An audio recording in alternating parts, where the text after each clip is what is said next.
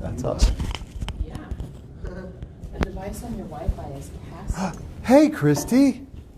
I haven't seen you for a while, it feels. That may not be accurate. What? Couple weeks. Yeah. Glad you're here. Okay, today we're going to go over the exclusive right to buy. A very, very fun document. Ian, how long does it take you to go over an exclusive right to buy when you're showing someone one? I don't know, 10 minutes. Yeah, 10 minutes. Right. Yeah, 7-10 minutes. It's not a huge, big deal to go over one with someone. So what I think many people fear is turning it into a whole, well, we need to sit down and go over forms, paperwork, and that can discourage us and discourage them from signing it. There's still stuff, we all have our stuff, right? Those drunk monkeys in the back of our head. Everybody has their own way of presenting it. Everybody has their own timetable where you've got to do an exclusive right to buy. And we teach all kinds of different philosophies on that. One of them is before you go out and look at a house, they've got to sign an exclusive right to buy with you.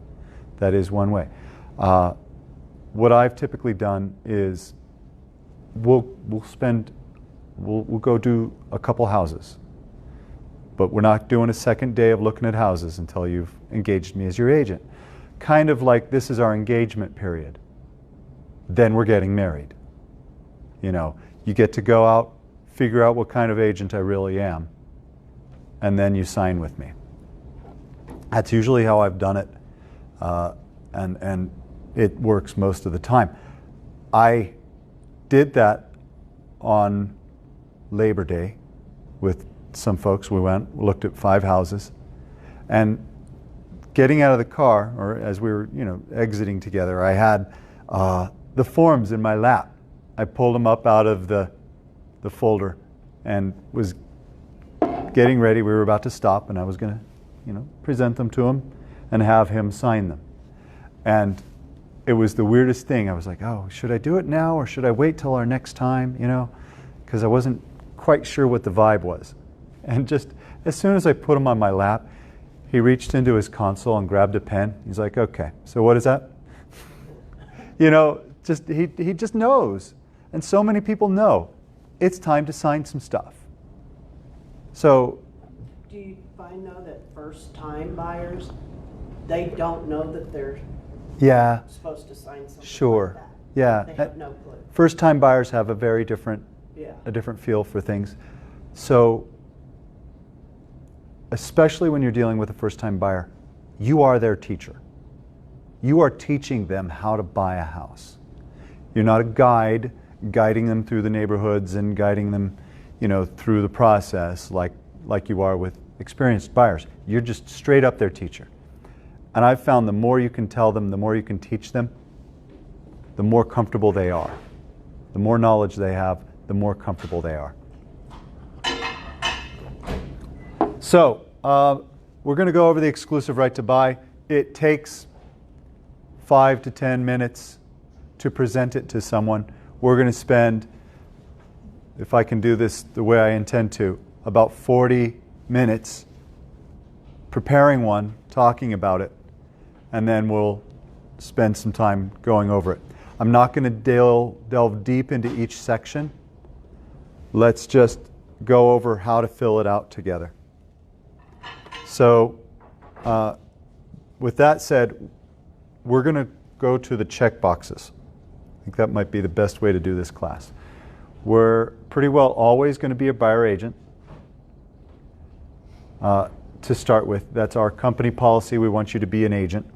Now, if you need to turn into a transaction broker, you can. We are a multiple person firm. We're not a one person firm.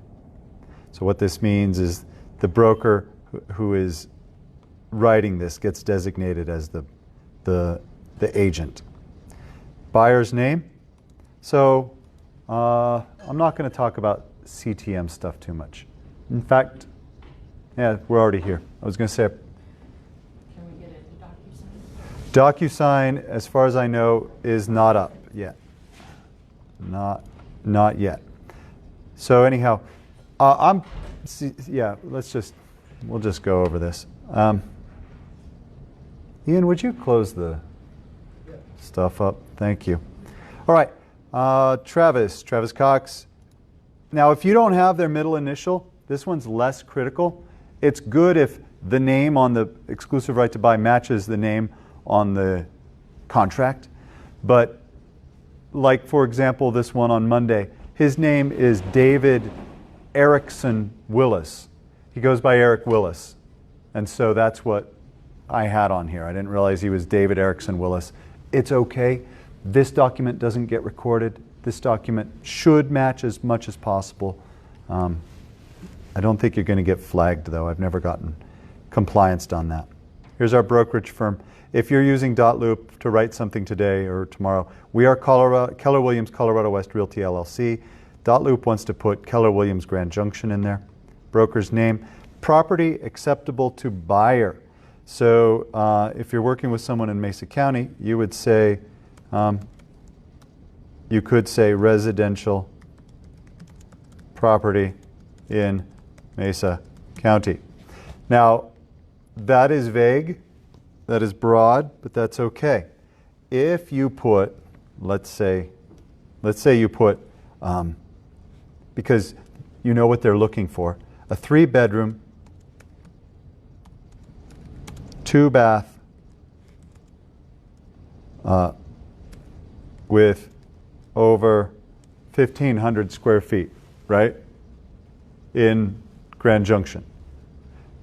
And they go to an open house and they walk in and that agent's like, yes, it's a great house. Are you under contract? Yes, we're under contract. We're in a buyer agency for a 3-bedroom, 2-bath over 15. Oh, great. Here, this is 1,400. You can use me. Because that exclusive right to buy is for a 1,500 or bigger house. Right? The more specific you make it, the more houses you exclude. And it wouldn't really be legally binding? Technically not, no, yeah, because you were going to sell them a 1,500 square foot or bigger. That agent's working on 1,500 square foot or smaller. That is an extreme example. And if you ever run into it, my mind will be blown. But I have a buyer who is in a buyer agency agreement to buy a property in Mesa County with another agent. He's in a buyer agency agreement with me to buy in Garfield, Pitkin, Eagle, Delta, Montrose counties. Gunnison's in there too because of Marble. So I am his agent for those counties. Someone else is his agent for this county. So, and that was to protect him from owing 2 commissions. So residential property in Mesa County. Listing period to begin immediately, always immediately, unless you are doing this with someone who is currently in a listing, a buyer listing that ends September 30th and October 1st, you're their agent. Now, if that's the case, let's talk first because there's some ethical stuff we want to make sure we avoid having problems with. I always say for 6 months because it can take a while because make sure if you're doing 6 months, you're doing 6 months into the future, not 6 months into the past. 2020. Sometimes it takes 6 months. After 6 months, maybe you don't want to work with them anymore. Maybe you do.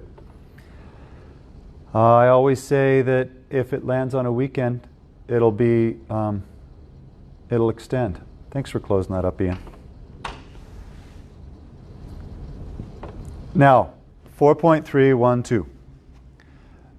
If this box is checked, it allows you to go to a transaction broker. Let's say the buyer there's a chance the buyer might buy one of your listings. And you need to go to a transaction brokerage relationship. Now, who can you not be impartial to? Family. Who else could you not be impartial to? Who else are you going to be absolutely loyal to? Friends. Yeah. Somebody that you've had a prior relationship Yeah, what about someone who's bought a house with you before? And they're a loyal customer coming back to you. Maybe, maybe not. So the question is, can I be impartial with this person? Or will I, if it comes down to them or someone else, will I side with them? Will I have advocate for them more than someone else? If you've got, someone who called off of your sign, and you've got a FSBO that you turned into a listing, you have no prior relationship with the FSBO, and you have no prior relationship with the person who called off the sign, yeah, you can be impartial. Put that deal together. But if you've got a FSBO and you've got your mom wants to buy it, can you be impartial with your mom? I can. I don't really care for her much. No? Not a funny joke? Okay. Yeah, really, it is. Okay. So, for the most part, unless you're dealing with someone that is close to you, you can check that box. And that allows you to become a transaction broker. Now, we'll go over what a lot of this other stuff means and what I would say later. We're doing just the fill-ins right now. Success fee equal to 3%. Be careful. This is a technical thing where, if a judge looks at it, he might say, yeah, that 7.11 doesn't apply because it wasn't checked. You can't just fill in the box there. Success fee equal to 3%. Or, and this or, now let's not even get into or yet. That's another day. Hourly fee. No, we're not charging an hourly fee. We're not going to charge a retainer. We can. It's not our company policy to allow it, though. But as licensees, we can say, yeah, I'll do this for you. You realtors make so much. Yeah, well, I'll tell you what, I'll do it for $50 an hour. We'll see how much I actually make. Right? Because some buyers, man, my record is 104 houses. I worked with her for 9 months. And it wasn't her fault. We wrote 4 offers. They just, yeah. We wrote offers on, this is 2012, so yeah, I showed her 104 houses.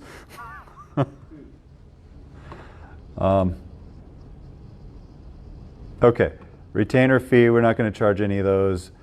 7.2 is if you are working towards getting them a lease. Boom, boom, boom. 7.2, lease stuff. 7.3. Okay, big stuff here. You know what?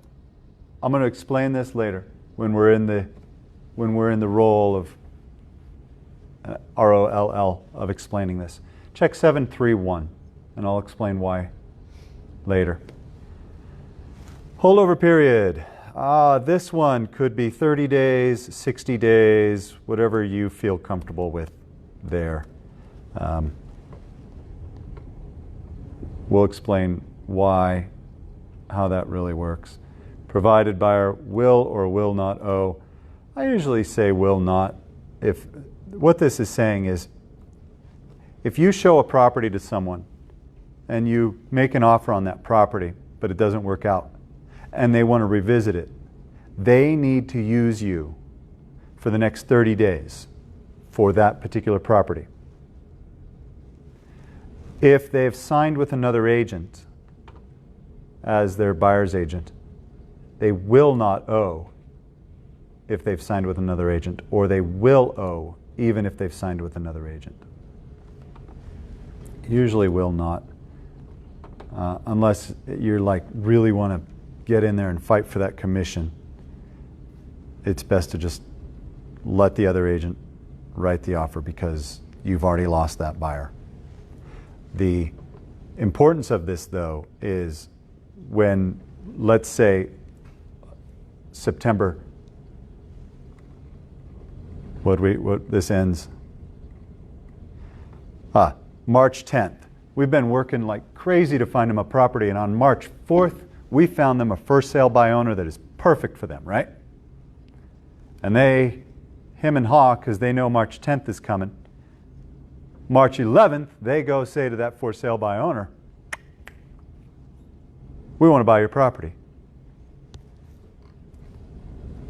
If they've signed with another agent, they don't have to use you. If they haven't signed with another agent, they do. 9. Are you party to a agreement with any other broker to assist? So you're typically always going to push is not on this. But I want to go to this up here. Well, let me actually start from down here. So this says, buyer represents that buyer is or is not currently a party to any agreement with any other broker to represent or assist buyer in the location or purchase of property. Now, on my guy that signed with me for Garfield County and someone else for Mesa County, what do you think I checked there?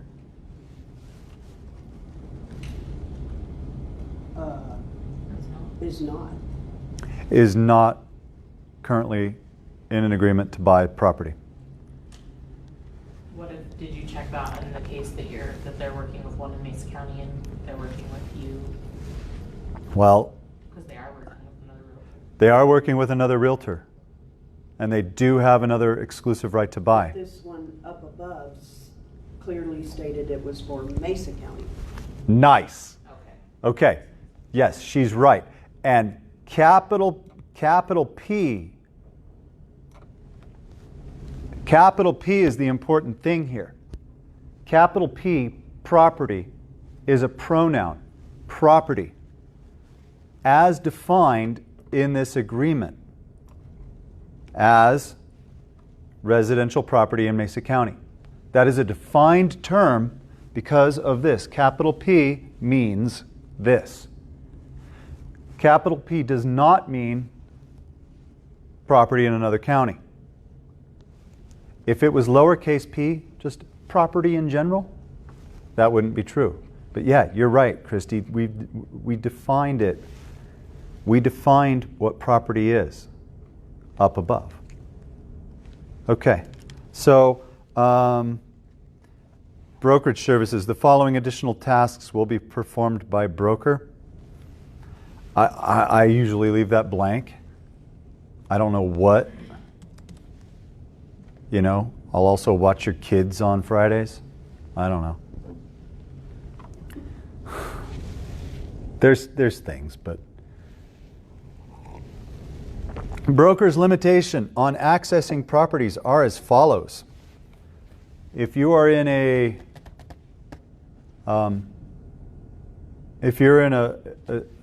Supra lockbox area like this, but you don't have Supra E-key, I don't. I would have to put that in there. You're going to say none, because you guys all have Supra E-key, right? I have access to the following property information services. Jajara, MLS. That's what you would put in there. I think I left that blank. Disclosure of buyer's identity. Do you have permission to say who they are? Does is what you're typically going to put on there. Makes things difficult if you can't disclose who they are. Why would you maybe not want to, maybe a buyer wouldn't want you to disclose who they are? They're famous. Yep, they're famous. It's Robert Redford. That's the first person that came to mind when I thought famous. You know a famous person in town? Who? Ricky Schroeder. I thought, does Yeah, he live here? kind of. Well, he's got like a couple hundred acres Yeah. on the other side of the Gunnison. Yeah. Why else, though?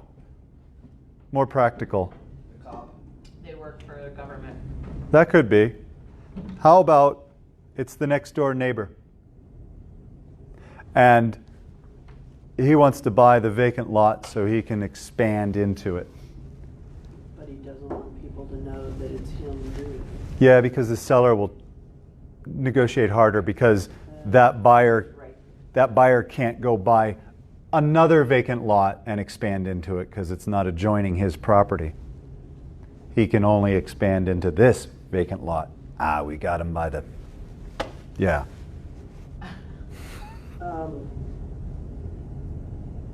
If your buyer said, I don't want to disclose my identity, do they actually have to tell you why they don't? Or No. do you just have to say, okay? I mean. Okay. Yeah, well, I mean, you should ask them. Probably wondering why. You should ask them because very often when a person asks me a question, I give them another question. Because I want to drill down, not what answer are you looking for, but why are you asking this question? If you get to this point and they say, oh, well, I don't want to give up my identity. Okay. What is keeping you from wanting to do that? Well, I just don't like people knowing who I am. Okay, I get that. So in this document, this is going to be between the buyer and the seller, and it may just be a natural instinct. Oh, well, I can withhold who I am? Yes, I want to do that. Is there a reason? Here's the issues that can come up from us doing this. Honestly, I don't even know how to write an offer. I mean, if someone said to me, Travis, I don't want to disclose my identity on this offer, that would trigger me having to learn new things because I've never experienced it and I've never talked to anybody who has. Actually, Regina had one of those. Did she? And she didn't want to. She was a mortgage lender. I don't know if that's the reason that she didn't want it, but we couldn't put anything with her name on it. Yeah. We couldn't put it in the MLS. We couldn't. I mean, Okay. obviously Regina had a contract and all. Yeah. That, But it couldn't be that out she there. signed, but yeah, Is Yeah. the nobody. seller a required field in the MLS? Well, yeah, they changed Yeah. it so they want you to put the actual seller's name, but in that one, she just said put seller. Yeah. Don't, or just put. And then if it gets challenged, yeah, you would look at the listing agreement. And the listing And I don't know agreement. why, just because she was a lender, I Yeah. don't know why that would be a reason to not. Maybe because lenders work with a lot of agents and don't want all these agents to know that she picked one person to sell their house. It could be. Maybe. Additional provisions is typically going to be blank unless there's something special. Attachments, typically going to be blank. You could attach the buyer advisory. We typically don't. So electronic delivery. So this is less of a contentious issue in the exclusive right to buy than in the contract. But what I'm about to tell you applies to both. If this talks about delivery, as defined up here, all notices must be in writing. Any notice must be delivered, okay? Delivered to the party. Delivery to the buyer is effective when physically received. This has to do with like actual notices, not your communication back and forth about the transaction, but like a notice to terminate or amend the agreement or cancel the agreement or whatever legal notice is defined in here, like notice of a desire to mediate.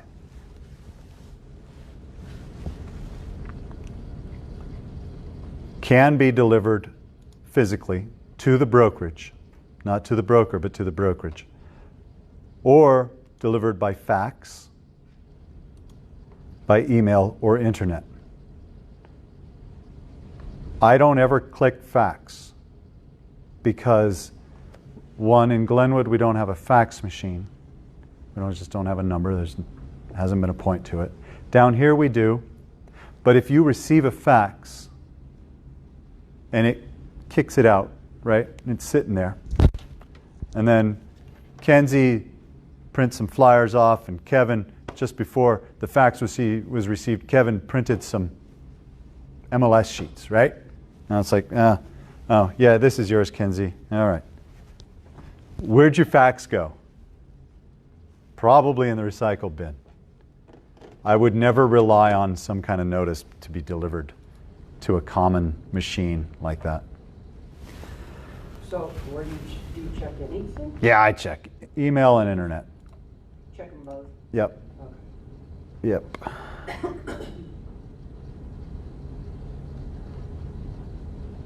And then down here, you can put in the buyer's info. You don't have to. If you don't put in the buyer's street address, though, making a physical delivery to them can be challenged. So here's a little philosophy, though, on suing your clients. Don't do it. It's expensive. It's not good PR. If you sue a client, they're not ever going to use you again, and they're probably going to tell all kinds of people bad, nasty stuff about you. And the money that you would have to spend to undo all that bad, nasty is way more than the commission on a transaction. Now, I do hear of agents suing their client, but it's typically an Aspen broker on a $40 million deal. It's worth suing for a $1.2 million commission. It's not worth suing for $3,000. It just isn't. So my point there is this document, while enforceable to obligate someone to use you, we usually don't enforce it because it takes so much energy, and now you got a buyer who's pissed at you. And that's not good. So we do have to do it because it makes us their agent, and it allows us in the state's eyes to act, to execute their wishes, to make offers for them, to advise them. So I'm a little ahead of schedule. Let's go over Section 5, brokerage duties. So these are the uniform duties that are defined. These are the things we do for and on behalf of our clients. 5.1 says the broker must execute reasonable skill and care for buyer, including but not limited to the following. Reasonable skill and care. That's the standard that a broker has to use, including but not limited to. Performing the terms of any written or oral agreement with buyer. Okay, if you've made an agreement with a buyer, do it. Present all offers to and from buyer in a timely manner, regardless of whether buyer is already a party to a contract to purchase the property. So, buyer's under contract on a property, something new pops up, and they say, oh my God, we love this $300,000 property. Do you think we can get it for $150,000? And you say, no, probably not. If you could get it for $150,000, I'd probably buy it for $160,000. Right? That's my comment. Oh, do you think we could get it for that? If you could get it for that, I'd buy it. Anyhow, Christy, we want you to write that $150,000 offer. No, guys, I'm not doing that. Yeah, you are, Christy. Because you agreed to present any offer, no matter how stupid it is. Do your best to counsel them, but you agreed to present all offers. So remember that too when you have a listing and someone brings you just a dumb offer. They're acting on behalf of their buyer. It's not them. 513. Disclosing to buyer adverse material facts actually known by broker. Adverse material facts actually known by broker. Not what you think, what you know. what you know. And that leads us to, how do you know things? And are you an expert? 5.1.4, advising buyer regarding the transaction and advising buyer to obtain expert advice as to the material matters about which broker knows, but the specifics of which are beyond the expertise of the broker. Have you ever replaced a roof, Christy? No. Have you ever installed a boiler? No. Are you a plumber? No, but I was married to one. Married to one. So, I learned a lot. advising buyer regarding the transaction. Regarding the transaction, that's what you know about. You know about dates and deadlines. You know about terminations, and you know about inspection objections. You know about those things. You don't know about plumbing. So refer them to a plumber. Hey, yeah, you ought to talk to a plumber about that. Accounting in a timely manner for all money and property received. This one usually doesn't apply to us here at Keller Williams because we don't receive money, earnest money. We have it go to the title company. Keeping buyer fully informed, but still, I guess you could say, notifying the buyer or the seller of receipt of earnest money would be important. Keeping buyer fully informed regarding the transaction. 5.2, broker must not disclose the following information without the informed consent of buyer. Without the informed consent of buyer. Let's talk about that. What does that mean? Without having permission from the buyer first. Yeah, and for them to understand what it means to agree to that. Yeah. That the buyer is willing to pay more than the purchase price offered for the property. Well, I know they offered $150, but I think they'll probably pay $160. Don't say that unless they've told you to say that. And if they told you to say that, say, hey, can you put that in an email? That'd be great. Or I'll send you, or if that seems like a lot for them, just say, I'm going to send you an email, or I'm going to send you a text saying you've instructed me to say, can you just reply to confirm that, to say yes? What buyer's motivating factors are. This is one that we can get into trouble with easily. Well, they've got a job transfer down, blah, blah, blah, blah, blah, and it's this and that's, well, they're about to lose the property. If you don't have permission to say that, don't. That the buyer will agree to financing terms other than those offered. That one doesn't apply to us much because we're not doing owner carries. Any material information about buyer, unless disclosure is required by law or failure to disclose such information, would constitute fraud or dishonest dealing. Ooh, that one sounds tricky. What's in there? Material information about buyer, unless disclosure is required by law or failure to disclose such information, would constitute fraud or dishonest dealing. Doesn't have the money. I actually know that his lender letter is fake, but I still made the offer. Yeah.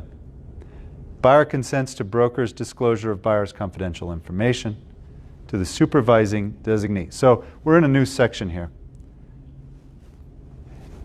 All these things you're not supposed to say. You're not supposed to say to Kinsey. You're not supposed to say to agents in other offices. You can say them to supervising broker or designee. Those people right now in this office include me, Amanda, and whoever is the broker of the day. Doesn't include, unfortunately, Ian. Ian wants your confidential information. Yeah. The reason being is if you talk to Kinsey or Kinsey talks to you, you or Kinsey may then use it against Kinsey's buyer. There are instances where I know things about your deal and It's the listing of someone else I know things about. But I know how to be impartial and coach you on how to advise your client rather than me tell you what they should do. Okay, let's go over the exclusive right to buy as though you were the buyer. Okay, so this is the exclusive right to buy. By the way, we get so stuck in our scripts. I was going to point this out. Buyer's advisory. Yep, I can't start. I cannot start. I have a hard time starting the exclusive right to buy. Not the buyer advisory. The brokerage disclosure to buyer. Oh, I gotta start it down here. And no, you must select It's a. right down there Yeah, it's right here. on that other page, though. Right there. Thank you.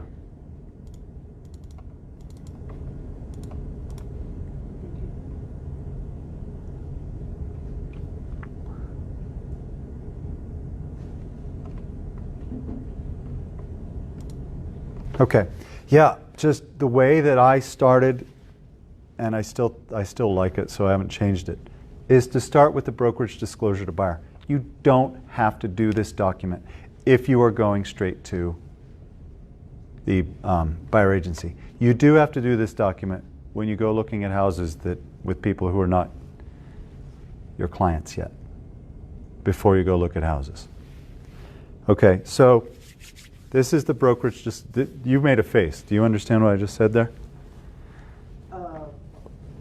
If they haven't signed an exclusive right to buy it, you have to do this.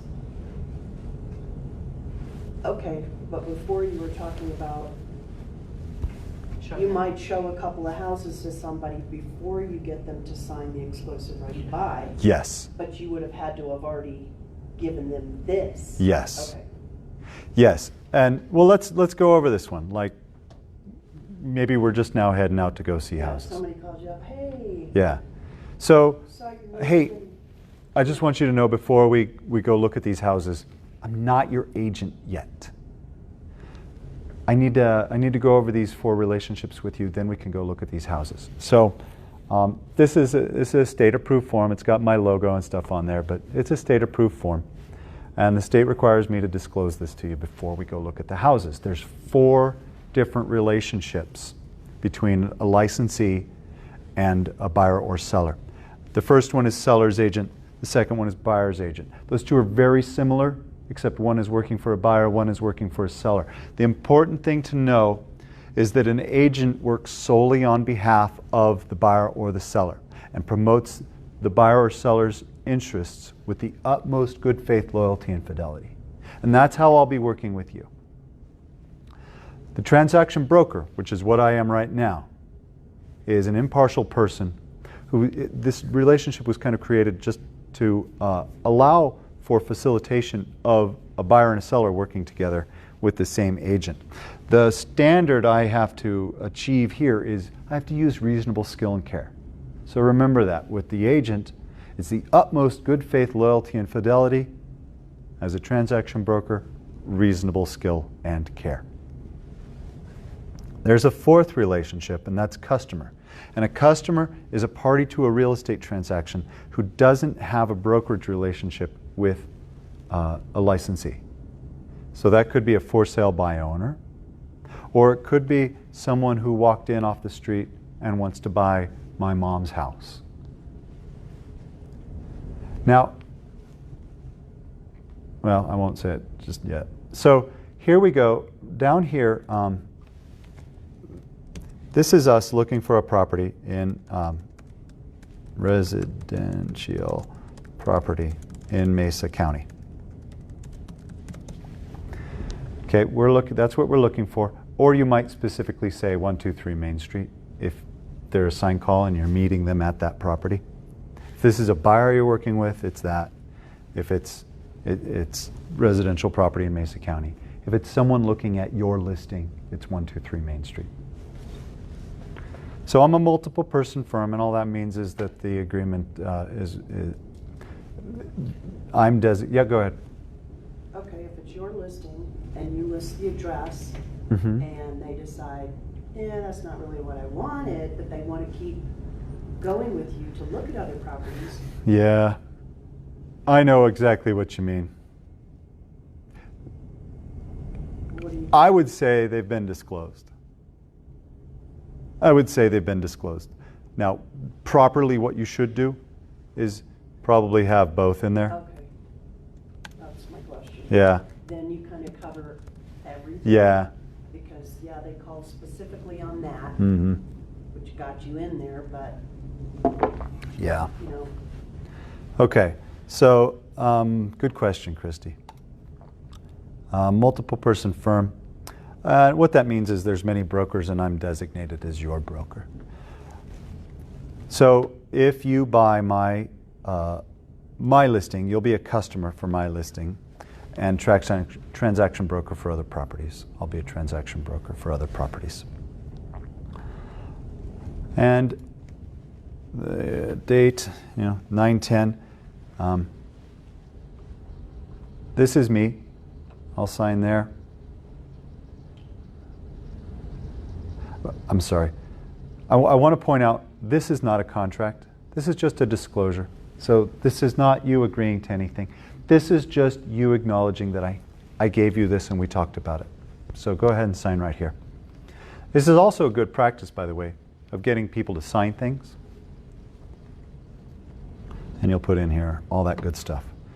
So then, as we talked about when we went over the brokerage disclosure to buyer, I am not your agent yet. This document is the document that makes me your agent.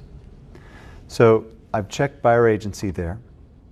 I'm a multiple person firm. We went over that already. Here's your name. Did I spell it right? No, it's actually David Erickson Willis. Oh, sorry, let's scratch that out. Okay, this is my brokerage firm. This is me. By the way, let's start 10:45, just to keep track of how long it actually takes to go over one of these. So we're looking for residential property in Mesa County.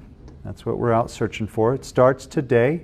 As of today, I'll be your agent, and it ends March 10th, 2020. This just says if a date falls on a weekend, it goes to the next working day.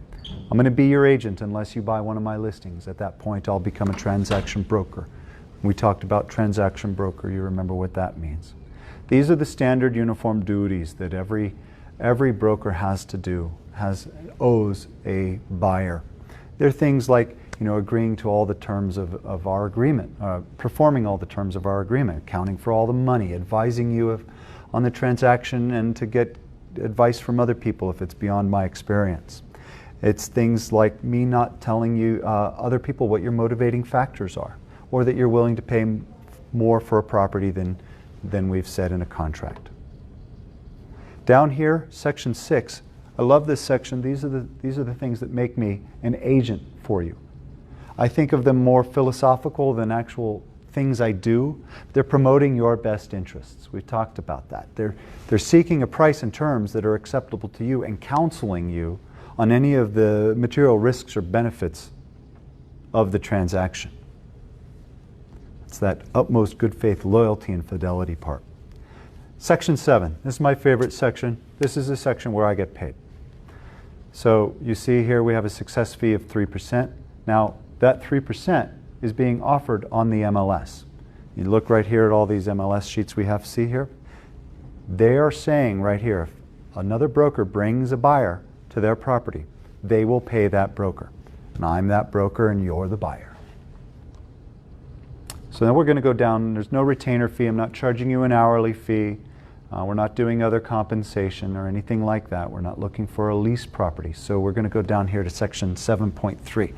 Now what this says is that the listing brokerage may pay me, just like all of these here in this MLS stack. Or the seller may pay me directly.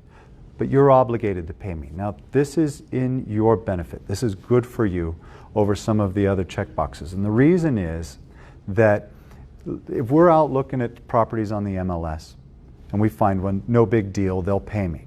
But if we find that for sale by owner that is just perfect for you, that is just perfect for you, we are allowed to put in the contract that the for sale by owner will pay me. And the reason is when you buy this property, you then have an obligation to pay me. And we can put something in the contract. So the contract is between the buyer and the seller, not the seller and the agent, and not the seller, the buyer, and the agent. It's between the buyer and the seller.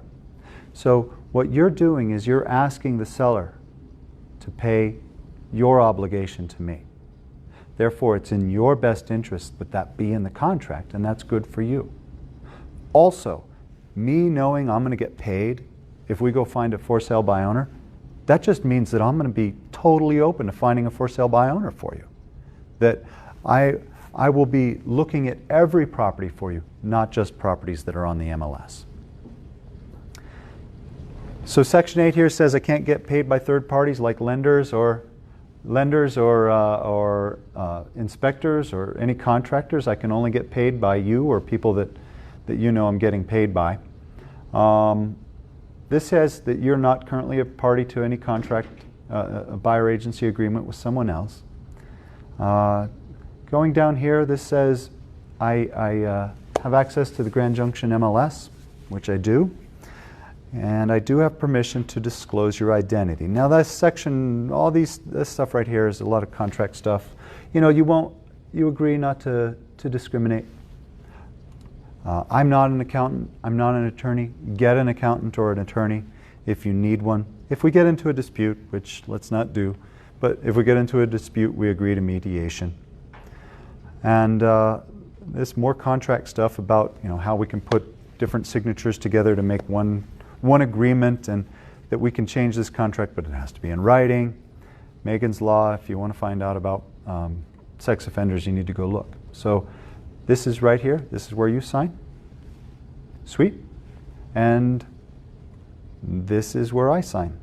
Excellent. Let's go find you a house. 5 minutes.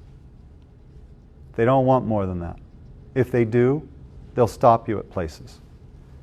If they stop you at places, now this is the big one. If they stop you at places, be able to explain them more in depth. If they want to, I blew right over this section, right? The right to cancel, we're not talking about that now. I'm not talking to you about how you get out of this agreement with me. There is a way. We want to go find houses. We don't want to find out how you can get out of an agreement that you're just about to sign. But if they ask, be able to explain that. And if they ask, say it again. it's a red flag. Yeah. If they ask, it's a red flag. My listing did the FSBO. Right. So how do I get out of this agreement with you if I want to? Yeah. Be able to explain it.